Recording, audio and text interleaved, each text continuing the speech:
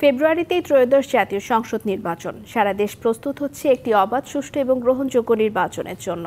ভোটের হাওয়ায় কি ভাবছেন সাধারণ মানুষ থেকে শুরু করে আগামী জনপ্রতিনিধিরা, সে কথা জানাতে ডিবিসি নিউজের ইলেকশন এক্সপ্রেস ছুটে যাচ্ছে সবগুলো সংসদীয় আসনে। আজ সারাদিন আছে সংসদীয় আসন 16, লালমনিরহাট 1-এ। স্বাগত জানাচ্ছি সিএসআরএম ডিবিসি ইলেকশন এক্সপ্রেসে। ত্রয়োদশ জাতীয় সংসদ নির্বাচনকে কেন্দ্র করে এরই মধ্যে লালমনিরহাট 1 আসনে বিএনপি, জামায়াত এবং ইসলামী আন্দোলন সহ বেশ কিছু রাজনৈতিক দলের নেতাকর্মীরা গণসংযোগে নেমেছেন। যদিও 1986 থেকে 2024 পর্যন্ত লালমনিরহাট 1 আসনটি দখলে রেখেছিল জাতীয় পার্টি ও আওয়ামী লীগ। এই মুহূর্তে আমার সাথে যুক্ত আছেন বিএনপির হাতীবান্ধা উপজেলা কমিটির যিনি সদস্য এবং কেন্দ্রীয় ছাত্রদল ও যুবদলের সাবেক নেতা ডক্টর আবু শাহিন ওরফে শাহিন আকন্দ। শাহিন আকন্দ, আপনাকে স্বাগত। আমরা জানি যে ত্রয়োদশ জাতীয় সংসদ নির্বাচনকে কেন্দ্র করে আপনি প্রচারণা চালাচ্ছেন, কিন্তু আমরা জানি আপনি কেন্দ্রীয় ছাত্রদল এবং যুবদলের নেতা ছিলেন, ঢাকাতেই অবস্থান করতেন। এখন নির্বাচনকে কেন্দ্র করে মানুষকে কতটা কাছে টানতে পারছেন? ধন্যবাদ। আপনি জানেন যে আমি বিগত ছাত্রদল কেন্দ্রীয় কমিটি, যুবদল কেন্দ্রীয় কমিটি এবং এখন বর্তমানে কিন্তু আপনারা দেখবেন যে আমি এই আমার রাজনৈতিক ক্যারিয়ার হচ্ছে দীর্ঘ 24 বছর, প্রায় 2 যুগের ঊর্ধ্বে। এই 2 যুগে আমি একই সাথে যেমন কেন্দ্রীয় রাজনীতির সাথে সম্পৃক্ত ছিলাম, পাশাপাশি কিন্তু আমি হাতীবান্ধা পাটগ্রামের জনগণের জন্য সারাক্ষণ কাজ করেছি, সবসময় কাজ করেছি। ধরতে পারেন 20 বছর থেকে আমি নির্বাচনী মাঠে রয়েছি। মানুষজন, এই যে স্থানীয়ভাবে তো আপনি মানুষজনের কাছে এতদিন ছিলেন না, সেক্ষেত্রে মানুষজন আপনাকে কতটা গ্রহণ করছে? দীর্ঘ রাজনীতি করছি, তার মধ্যে প্রায় 17 বছর ফ্যাসিস্ট হাসিনা সরকারের জন্য আমার হাতীবান্ধা পাটগ্রামের জনগণ ভোট দিতে পারেনি। যেখানে 17 বছর ভোটই দিতে পারেনি, সেখানে আমার ওয়ার্ক করা কিংবা না করা কিংবা এটা কি যায় আসে? সেক্ষেত্রে কিন্তু আমি কাজ করেছি গণতন্ত্র পুনরুদ্ধার আন্দোলনে। তাহলে এই আসলে বিএনপির 5 জন মনোনয়ন প্রত্যাশা করে আপনি একেবারে তরুণ বলা চলে এবং তরুণ রাজনৈতিক হিসেবেও আপনার খ্যাতি আছে, সেক্ষেত্রে দল কেন প্রবীণদের রেখে আপনাকে মনোনয়ন দিবে? ধন্যবাদ।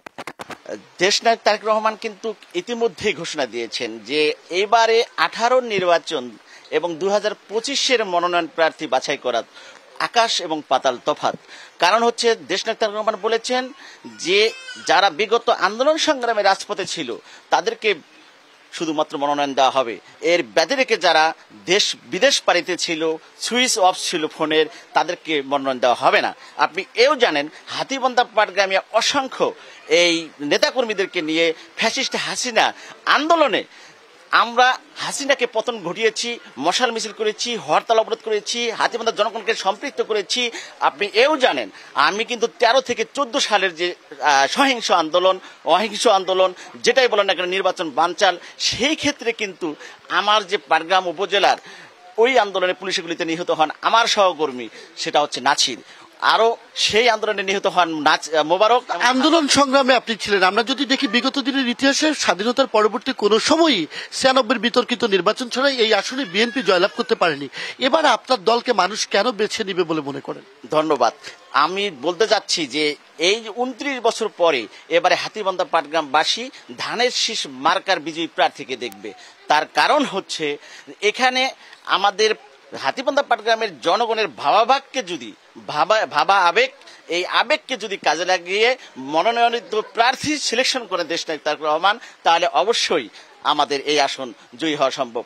আদারওয়াইজ যারা হাইব্রিড টাইপের লিডার, যারা আন্দোলনে ছিল না, সংগ্রামে ছিল না, এলাকার মানুষের জনগণের সাথে সম্পৃক্ত ছিল না, তাদেরকে দিয়ে এই আসন মনোনীত হবে না ইনশাল্লাহ। সবশেষ জানতে চাই, যদি দল আপনাকে মনোনীত না করে, আপনার দল বিএনপি, তাহলে সেক্ষেত্রে আপনার অবস্থান কি হবে? এককভাবে নির্বাচন করবেন নাকি দলীয় প্রার্থী যিনি হবেন তার পক্ষে কাজ করবেন? আপনি জানেন যে যারা ছাত্র দল করে, যুব দল করে বিএনপি রাজনীতিতে পদার্পণ করে, আমরা কিন্তু শহীদ রাষ্ট্রপতি জিয়া রহমানকে আদর্শকে ধারণ করি, লালন করি।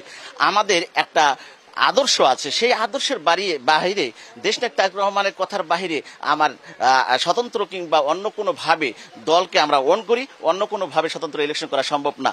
অনেক কৃতজ্ঞতা আমাদেরকে সময় দেওয়ার জন্য। দর্শক, এরপরে বেলা 2টায় আমরা যুক্ত হব ইসলামী আন্দোলন বাংলাদেশের যিনি প্রার্থী আছেন তার সাথে। যদিও আজ সকাল থেকে বৈরী আবহাওয়া, গুড়ি গুড়ি বৃষ্টি এবং কখনো মুষলধারে বৃষ্টি হচ্ছে, তারপরেও আমরা এই অনুষ্ঠানে থাকুন সিএসআরএম ডিবিসি ইলেকশন এক্সপ্রেসের সাথে।